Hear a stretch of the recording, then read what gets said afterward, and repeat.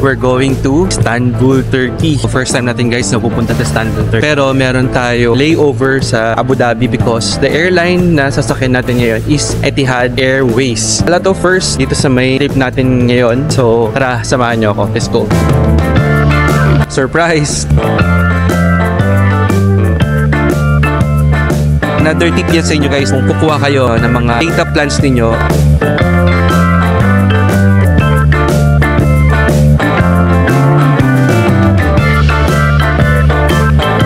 check din tayo ng mga prices, no? Parang doble yung presyo niya.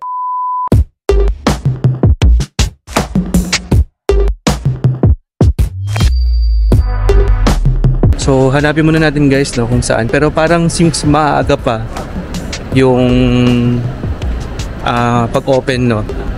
Pwede pa tayo maglibot-libot muna dito sa may Naiya Terminal 3. Siguro guys, no, sa tatlong airport na or terminals na meron tayo dito sa Pilipinas, itong Terminal 3 is I would say yung pinakamalaki, at least yung nakasituate dito sa may Metro Manila. So unang-unang mapapansin nyo dito guys sa may Naiya Terminal 3, medyo dim yung light, ayan.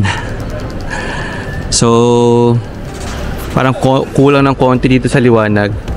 Ito yung sa may Etihad Airways. So dyan tayo pupunta mamaya. So ito guys, makikita ninyo, compare tayo na experience natin sa airport natin and also sa may airport ng ibang bansa, lalong-lalo sa Abu Dhabi and also sa Istanbul. Foreign exchange dito sa may Naiya Terminal 3. So actually, no, nagtitingin-tingin tayo kung meron tayong makikita, no, na Turkish lira. Unfortunately, wala tayong nakitang Turkish lira doon sa una natin pinuntahan. Check natin guys, no, sa ibang forex kung meron silang lira and kung okay ba yung conversion nila o yung exchange rate nila. Pwede na tayong bumili kahit magkano lang. Ayan, meron isang foreign exchange dito and meron lang isang currency exchange, no, dito sa may side na to. And surprise, tatlo sila, no, na walang Turkish lira. Well, marami namang rason, no, kung bakit walang Turkish lira. Possible kasi, no, na konti lang din yung gumagamit ng ganong currency dito sa Pilipinas.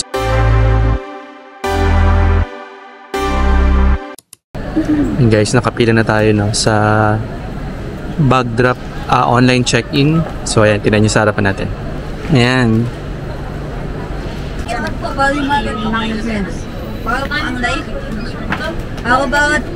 Ba ate, kapag sa Etihad ba, basta as long as na 30 kilos, pwede multiple, no? Apo, kahit ilang bagahe. Sir, basta nilalagpas ng 30. Okay. 32, sir. 32. No. Pero yung alawas, sir, depende pa rin. Hi guys. So, nakalampas na tayo guys, no, sa immigration. Right now, is mga nasa 7:30 na ng gabi, no? So, kain muna tayo dito sa may lounge. Let's go. So, pag wala tayo dito mamaya guys, marhaba. Pero unahin muna natin tong bags. Okay?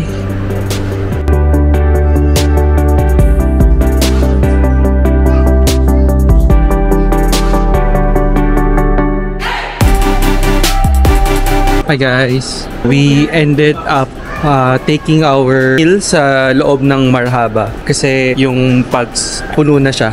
Well, generally, okay talaga yung Pugs kasi ayos, maraming choices, and yung sa what you call this one, sa Marhaba kasi parang half lang yung choices nila, no? So, konti lang. But since puno na sila, we got it from the Marhaba. And you know, since free naman siya, why not? So ngayon, pupunta naman tayo sa isa pang lounge, no? Ito, last time na try na natin to, itong A lounge. And this is also guys accepting mga cards, no? Generally, again, better siya than Marhaba. So in my ranking, it's still Pugs. You have A lounge and you have the Marhaba. Okay? So try natin to ngayon. Tignan itong A lounge.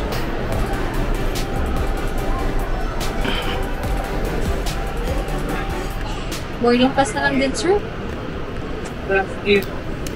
Security bank lang yung meron kayong tinatanggap dito, or? Yes, sir. However, if your card, if the other card is part po ng Dragon Pass, Lounge Key, Lounge Pass, we do accept naman. Okay. And also, pag security bank, is that unlimited access or? For card holder po. Okay. Pero for like this Pop Platinum, you have free 2 guests every year. 2 guests every year. Yes. Okay, pero sa ako, I mean as a card holder, unlimited. Okay. However, sir, mag-add po kayo ng guest, you need to download si Mastercard Travel Pass, then link si card. Okay. So, yun guys, no. So, kapag principal holder ka daw, you get it for free for unlimited. Galing, di ba?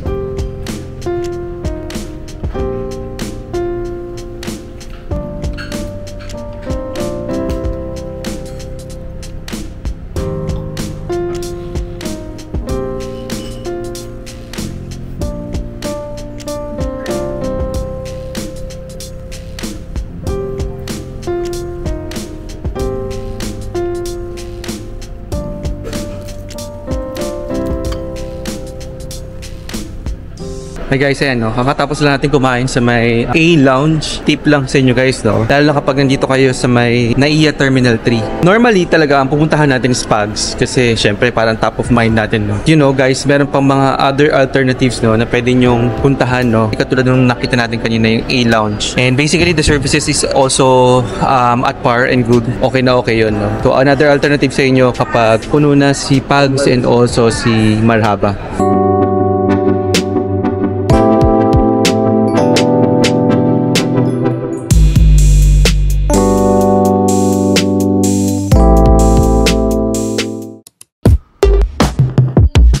Guys, ayan, nakarating na tayo dito sa layover natin sa may Abu Dhabi and now walking to the transfers. Ito yung tsura ng airport nila.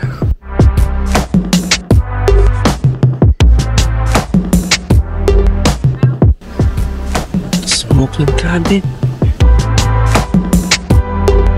Meron silang infant strollers.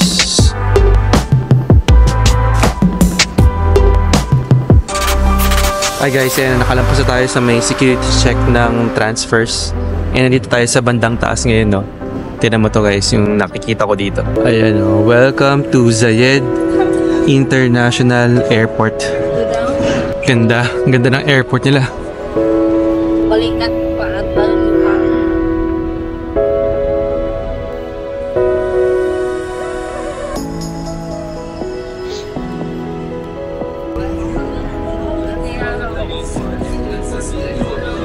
Ito naman yung map nila guys.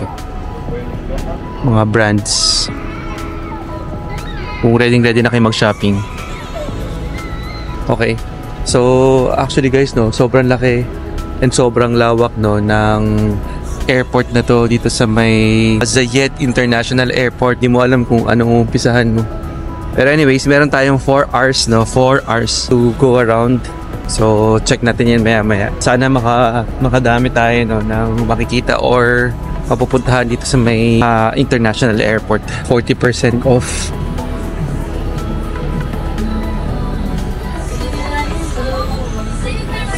So, this one guys, so 129 AED.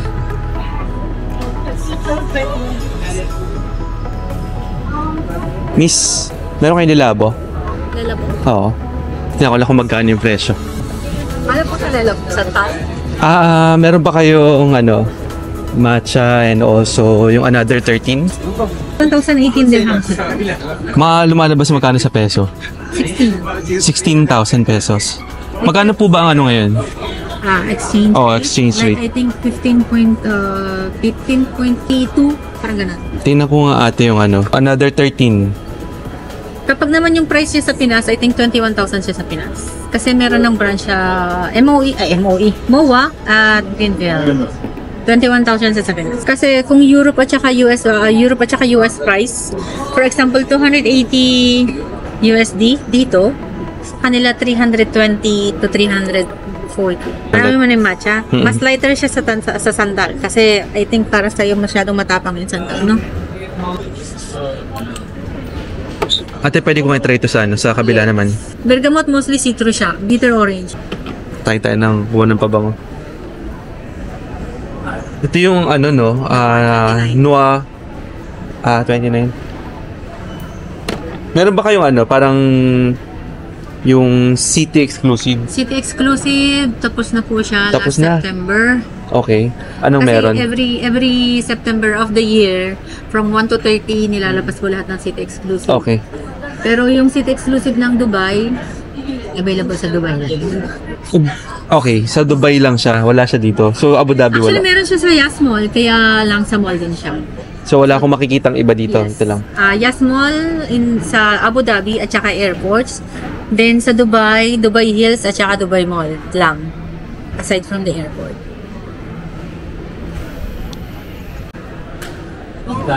So, ayan guys, nakakuha na tayo ng perfume natin. And this is another 13 dito sa May Lalabo. Ate, magkano ulit final price? 900? 16. So, 916.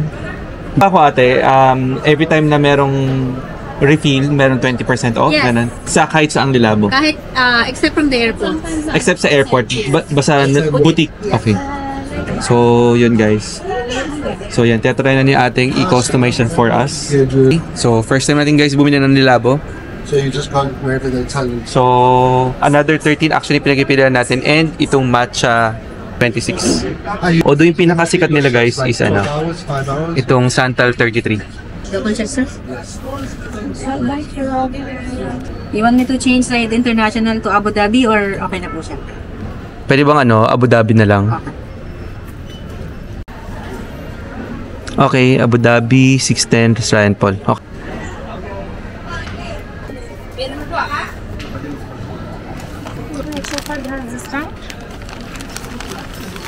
Gusto niyo pa bigger size or enough pa? Okay na yun natin? Yeah, basta as long as kasha. I think hindi siya kasha. Para may mailagay pa ko. Okay. Shopping ka ulit. Okay, sige ate, babalik na lang ako if ever may makita ulit ako. Ha? Salamat po, Thank you sir. po. Thank you. So guys, nakabili na tayo ang ating first na pabango dito sa Abu Dhabi. And has always been gusto sana natin ng Lalabo. So ayan, nagkatotoo na. Okay? Tingin-tingin lang din tayo ng mga pabango na naka-sale. Look at this guys, oh. Mga pabango nila dito parang cologne lang sa atin eh. Ganun lang nila in-off or dini-discount. Ito yung price ng mga pabango dito sa duty free sa Abu Dhabi. Yan. Team bit ni Jamie. 300 pala to. To 285, 238, 94, 107.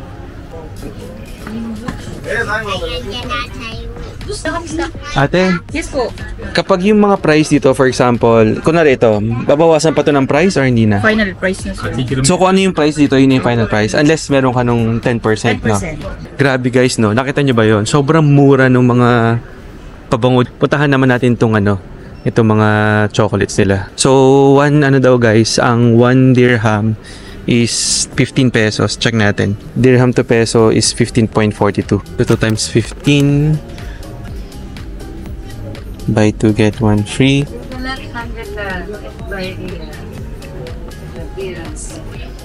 That's why it's better to do the supervisor here to do the... No, that manual.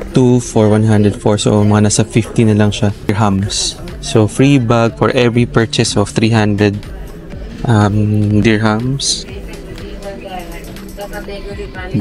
Naka-buy 2, get 1 din sila. So, for Hershey's, buy 3, get 1. They are going. Christine, she would email the Singapore asking for approval to be 70%. When they or she will put in the removing also the markdown from the system. Naka 50% sila.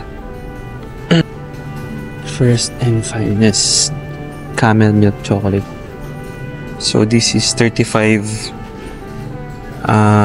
dirhams. So this is the same, also 35 dirhams. Pachi. Ito guys, sikat din dito to. Itong Pachi.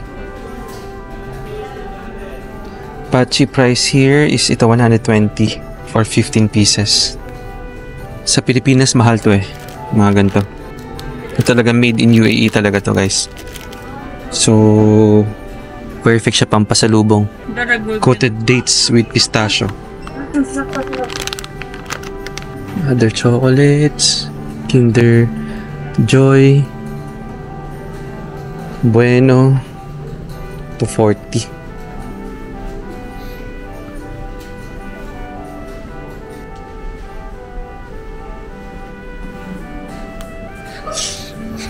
Nito.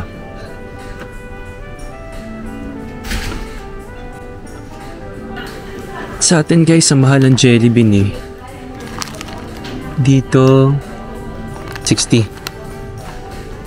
Kasi isang piraso sa atin na jelly bean nasa 100 plus na yun sa SM. Ito. So ito, iba't ibang flavors. So yan, something to na pwede natin puntahan and bilhin bago tayo umuwi sa Pilipinas. No, for your information, malaki yung mura no ng mga bilihin or pagkain dito sa may Abu Dhabi. And as you know guys, no, papunta pa lang kasi tayo ng Turkey. And ito lang yung layover natin na country. Pero ito din yung magiging layover natin pag pabalik na tayo ng Pilipinas. So, ang iniisip ko, sa kanila lang tayo bibili no, ng mga pampasalubong. Yung at least yung hindi naman natin gagamitin sa Turkey. Pero para makapag-compare din tayo. No? So, at least alam na natin kung magkano yung presyo dito. Tapos pagdating natin ng Turkey, malalaman natin doon no, kung mas mura ba siya or mas mahal or you know, the same lang. So, doon ka na magdi-decide no. And maganda din tong ginagawa natin na vlog para maibigay namin sa inyo agad yung information. And kung kayo pupunta ng Turkey or ng Dubai or gagawin niyo katulad ng ginawa namin no, ginawa ko na merong layover dito. So yan. Pagko-compare mo na and alam mo na kung saan ka bibili no ng mura. Pero guys, ito, sorry babalikan ko lang itong pabangon na binili ko. This one is really cheap na compared sa atin. So, kung di ako nagkakamali, nasa 16 to 19,000 pesos yung lalabo, no? Pero ito, nabili ko lang siya ng, at a discounted price na 900 plus lang siya no, na dirham. So, may nakita tayong restaurant, Taste of India. Ayan. Ito, Lebanese Grill.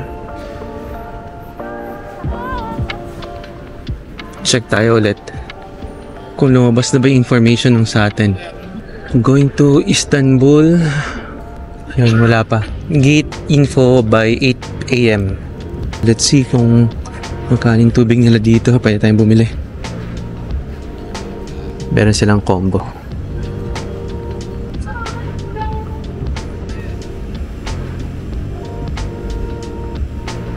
Snow globes. Abu Dhabi.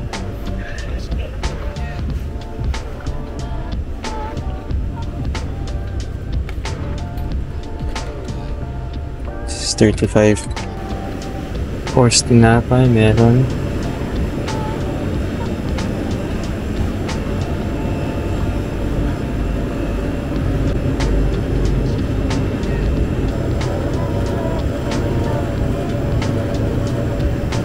Tayo na yun isang water. Yep. Which currency do you want? AED, it's okay. Yan. Tapos salamat. Tahan naman natin to guys ng mga salamin.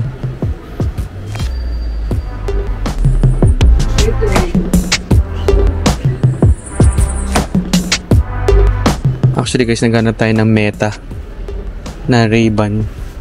Check natin kung meron sila. Hi. Do you have Ray-Ban Meta? Don't have. Outside in the mall. Oh. But here, it's not allowed. Not allowed. Like it has camera, right? Yeah, it has camera. Yeah. It's nice also. How much is that? Do you know the price? I was actually thinking that I can buy it here in the Abu Dhabi. People come asking for it. 1,300. 1,300. Yeah. Because now this one, if we are selling it here minus the VAT, minus 5%. Yeah. So if it's 313, Minus 70. Yeah. 12. Yeah, 12. So if I remove the VAT. Okay. But now we don't have, because here you also pay the VAT. Okay. Yeah. Online it's 370, which is 1,300. Okay. So yan guys, so galing tayo dyan sa may bilihan dito ng mga sunglasses na mga Ray-Bans or ano. So naghanap tayo ng Ray-Ban Meta. So itong Ray-Ban Meta, ito yung bago na launch nila Mark Zuckerberg. Actually, generation 2 na yung bagong launch ngayong this year. Pero lumabas to, I think last year or 2 years ago. Your Ray-Ban, yung salamin ninyo, can already record pictures and even videos, no? Without the hassle of, bringing all the cameras. So that's why hinahanap ko siya kasi wala pa yan sa Pilipinas. And dito hindi daw allowed sa loob ng airport. Pero meron daw sila sa labas ng mall. So, mga nasa $300 So, sabihin ng mga 20,000 or 15 to 20,000 in between. Diba? So, anyway, baka makakita pa rin naman tayo sa Turkey. Ganda ng airport dito. Grabe. Laki. This one is not bad, no? 39 AED. Hi, good morning. So, kapag, pag ka sa Pilipinas, parang ganyan rin yung presyo eh. Pero ito, airport price. Okay na. So, meron din kainan sa taas. Anyways, check natin yung mga kainan sa taas mamaya. Punta muna tayo dito sa gate na to. Mas base stand EY541 Fendi Burberry. Babalak din tayo guys na bumili ng gold. It's either in Turkey or here. Pero at least alam na natin yung price dito is $82 daw per gram. So since $82 siya and babalik pa naman tayo dito, try natin tingnan kung mas mura ba dito o sa Turkey. And then from there, malalaman natin kung makakabili tayo ng gold. Okay. Electronics. Para makita nyo lang yung presyo ng mga JBL dito. JBL. Ito, $199. Ito, $299. 1,299. This one is 449 AED.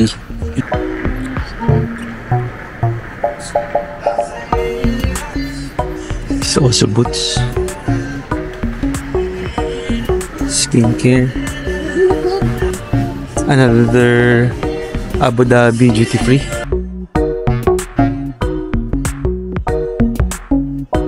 Tingnan natin guys kung magkano yung mga Jo Malone nila dito.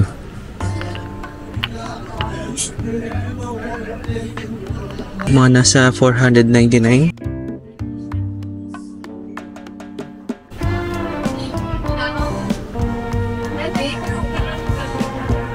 Ito guys, nasa 624 ba to? I would say guys na mura siya compare sa presyo sa Pilipinas na ang mahal-mahal ng Jo Malone sa atin.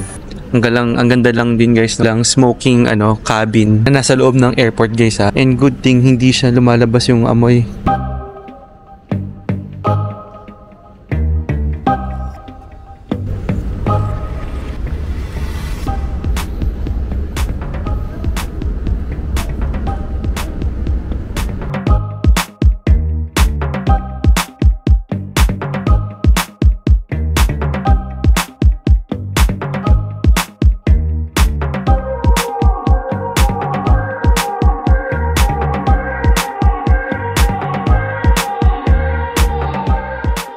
Nagtanong tayo ng peso to Turkish lira and even US dollar to Turkish lira. Actually alam naman na natin po yung sagot eh. Normally talagang mahal or doble yung kailangan mong pera, no, to exchange. Kasi imagine mo, no, yung $1 supposedly dapat 34 Turkish lira ang katumbas nun. Pero sa kanila 24 lira lang, no. So maglulos ka ng 10 lira or more than 1,000 pesos yung malulos mo, no, kapag bumili ka dito ng lira. So ganun din sa peso. Actually mas triple pa yung peso. So dating 1.69 naging 2.84, diba? So anyway, at least alam na natin. So best pa rin guys, so nagtatanong tayo. And yung gagawin naman natin, meron din talaga tayong dala na US dollar.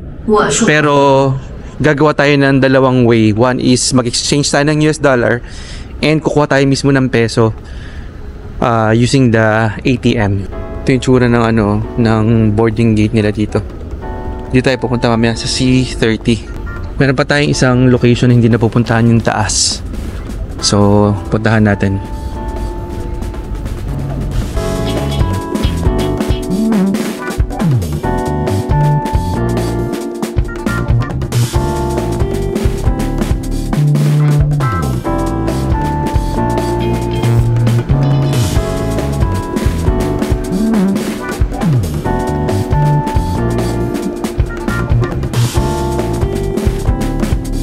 Okay.